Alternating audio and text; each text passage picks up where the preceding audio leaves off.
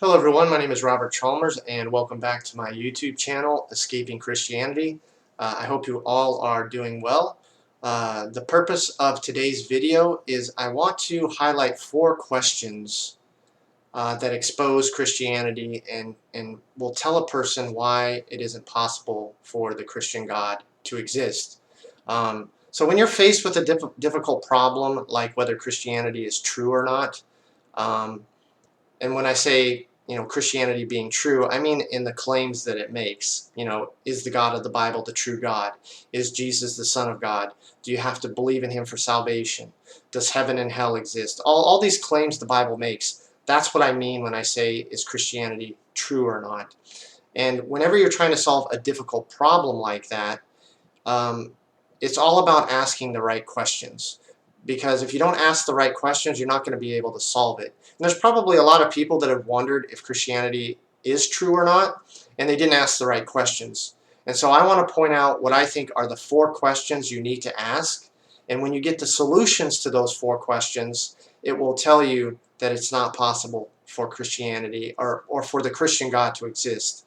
And so I'm just going to go through those 4 questions really quick, and so that you have them. And just realize that if a Christian tries to distract you and tries to go to some passage in the Bible that they think proves their God exists, just realize that that is a diversionary tactic. It's a distraction.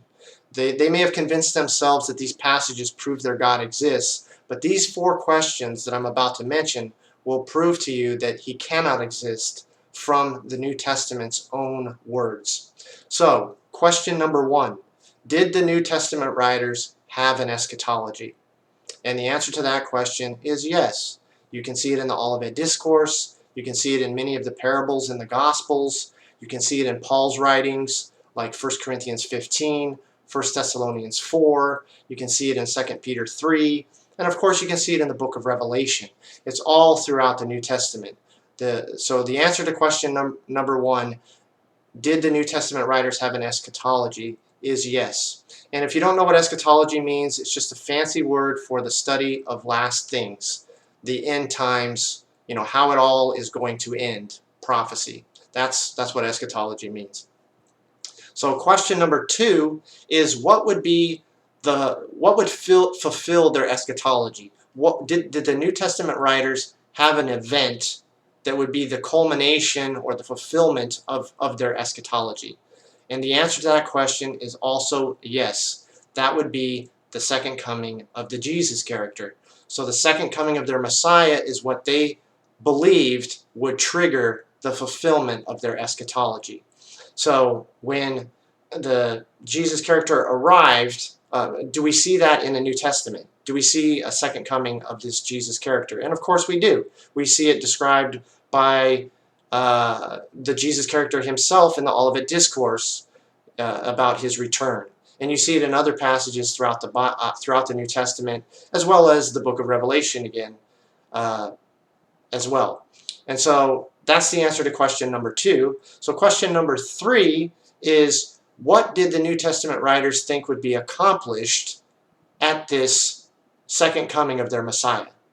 And what they believed would be accomplished was the end, the end of all sin, which is described as spiritual death in the New Testament, this bondage of the human will to sin, because they have a corrupt physical body, and it's just in bondage to the power of sin. They believed that sin would be conquered forever when they received their immortal, sinless spiritual body. And the righteous dead would be resurrected to receive that. The wicked dead would be, judged and punished. And the living believers at the second coming would be transformed into their immortal, sinless bodies as well. And so sin would be conquered forever, as well as physical death. And you can see this, I pointed this out in my last couple videos, so I won't go over it in this one. But you can see that they believed that there'd be no more sin and there'd be no more physical death, and that things would just essentially be perfect at the arrival of the kingdom of God, which would be triggered by the second coming of their Messiah. So these are the answers to the first 3 questions. Yes, they had an eschatology. They believed that eschatology would be fulfilled at the second coming of Jesus. and they believed it would result in the end of sin and physical death. Now, almost all Christians that have lived for the last 2,000 years would agree with my answers to those three questions. But where they're going to try to disagree is on question number 4. And so question number 4 is, were the New Testament writers date setters? Did they set a date, a time frame for when these things had to happen? And the answer to that question is a resounding yes. Don't let any Christian or anybody else try to tell you differently. They were date setters, just like most apocalyptic cults are date setters, and just like all apocalyptic cults, they were wrong, because we're all still here and the world's still doing what it's been doing forever. And so, but the answer to question number 4 is that the New Testament writers believed that all these things, their eschatology would be fulfilled, the second coming, the end of sin, all of these things would occur in their generation before all of them died. And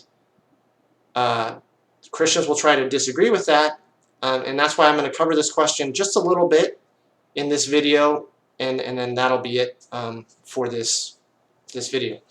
So I have up here on the screen, I mentioned Matthew 10:23 last time, and it's here on the left, and it says that, where is it right here? It's down towards the middle. It says, "Truly I say to you, you will not have gone through the cities of Israel before the Son of Man comes." And Christians will say that that is Jesus sending the disciples on ahead, and he's just going to catch up to them in a few weeks or a few months. It's not about the second coming, because they're trying to get around that time statement that's in Matthew 10:23. But it doesn't work, and that's why I have the Olivet Discourse pulled up here on the right. And this is where Jesus talks about the things that will happen after his crucifixion, leading up to his second coming, which he also describes in the Olivet Discourse. And that's here on the right. And I put them side by side so that you can easily see it. So when you look at verse 9 here on the right, which is just above my cam, it says, "They will deliver you up to tribulation and kill you, and you'll be hated by all nations for my name's sake." And then verse 10, "Many will be offended and will betray and hate one another." Well, when you go over to Matthew 10 over here on the left, in verse 21 it says, "Brother will deliver up brother to death, and his father his child, and you will be hated by all for my name's sake." That's the beginning of verse 22, which is exactly what it said over here on the right in verse 9. And you see this hatred and this killing and delivering up to death. Same thing in the Olivet Discourse that you have in Matthew 10, verses 16 through 23. And then in verse 13 of the Olivet Discourse, here on the right, it says, "He who endures to the end shall be saved." You have the same thing in verse 22 of Matthew 10 here on the left, where it says, "But he who endures to the end will be saved." And then in verse 14, back over on the right with the Olivet Discourse, "This gospel will be preached in the world as a witness to all the nations, and then the end will come." And that word for world is the Greek word oikomene, which means the Roman world. And Paul was the apostle to the Gentiles, and he would be sent out to preach according to the gospel story and according to his letters that he claims that he was the apostle to the Gentiles. Well, you can see the same thing on the left here in Matthew 10, verse 18, where it says, "You will be brought before governors and kings for my sake as a testimony to them and to the Gentiles." Remember, during Jesus' ministry, he didn't go to the Gentiles, and neither did his disciples. That only happened after the crucifixion in the New Testament story. And so you can see, when you compare to the Olivet Discourse, which is talking about events that would happen after his crucifixion leading up to his second coming, that Matthew 10:23 is talking about the same thing when it says, "You will not have gone through all the cities of Israel before the Son of Man comes." This is a time statement that is restricting it to the lifetime of the disciples. So now that I've covered that, I'm going to close this one. And I wanted to just cover a few more passages that I haven't covered in my recent videos. So I wanted to go to 1 Corinthians 7, and we're going to go down to verses 29 through 31. And this is Paul speaking. And Paul says, "But this I say, brethren, the time is short, so that from now on those who have wives should live as if they don't have any, and those who weep as though they don't weep. And then you get down to verse 31, for the form of this world is passing away. And this is what Paul believed because he was part of this apocalyptic cult of these first century Christians. And so this is just another place where he says the time is short. You can also see it in Romans 16, another passage I haven't covered lately, verse 20. This is Romans 16:20, and he's talking to the Romans. And he says, and the God of peace will crush Satan under your feet shortly. Satan will get crushed. Another passage I want to go to, 2 Timothy 4, verse 1. I charge you therefore before God and the Lord Jesus Christ, who will judge the living and the dead at his appearing and his kingdom. So you see that the living and the dead are going to be judged at his alleged second coming. Notice in this verse where it says, who will judge the living and the dead. The part where it says will, that's actually the Greek word melo. It's used 110 times in the New Testament. And one of its major meanings, in fact, if you go and you look at the 110 times that melo is used in the New Testament, the overwhelming majority of those usages are for something that is imminent. So the way this verse should be translated, but the Christian translators have tried to hide it. I'm not saying they've done it necessarily maliciously, but they don't want to admit the true meaning of this word, is that it should say, who is about to judge the living and the dead. Not who will judge, but who is about to judge the living and the dead.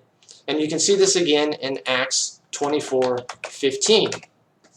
We go to Acts 24 and verse 15, and Paul is speaking to Felix here. He's on trial before the Jews. And in verse 15, he says, I have hope in God, which they themselves also accept. He's referring to his Jewish persecutors. That there will be, and that's the Greek word melo, it should say about to be, that there is about to be a resurrection of the dead, both of the just and the unjust. This is what Paul believed. This is what the New Testament writers believed, because they were an apocalyptic cult who said explicitly, like in Matthew 10:23, that all these things would be fulfilled. The second coming of their Messiah, the fulfillment of their eschatology. Remember those 4 questions: the end of sin, and receiving their immortal, sinless bodies, no more physical death. That all these things would happen in their generation, and that's the 4 questions.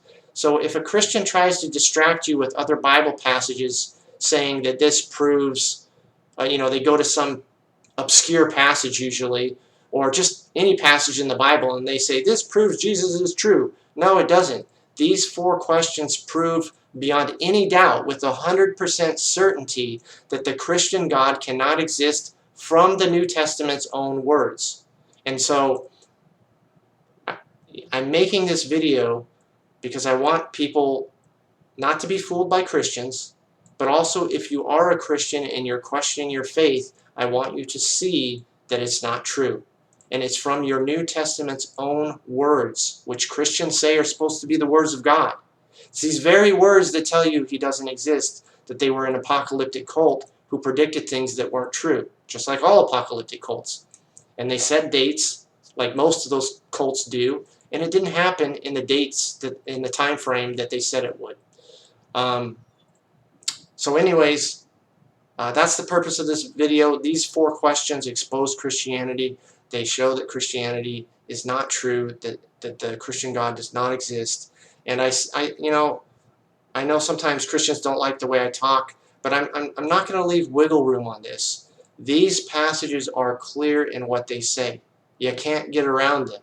And just to bring up another one, I talked about it, in my most recent videos. Matthew 24, we were also just comparing it with Matthew 10. Matthew 24 is the Olivet Discourse. And you see in verses 29 through 31 here, that the Jesus character is describing his second coming. And then in verse 34, he says, all these things will happen to this generation. Not some, all of them.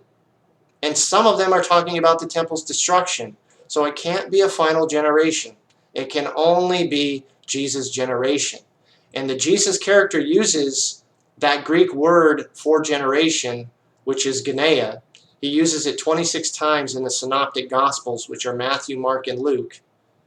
And the 23 times that he uses it outside of the Olivet Discourse, all 23 times, if you go look at it, if you look at at those passages, he's always, every single time without exception, he's referring to his generation. He's obviously doing the same thing here when he describes the temple's destruction. It cannot be a final generation. So when Christians try to tell you that, don't listen to them. So you have it here, once again, being restricted to their generation. You have the same thing in Matthew 10:23. You also have it in Mark 8:38 and 9:1, Luke 9 verses 26 and 27, Mark 13:30. You have it in Revelation 1 verses 1 and 3, Revelation 22 verses 6, 7, 10, 12, and 20.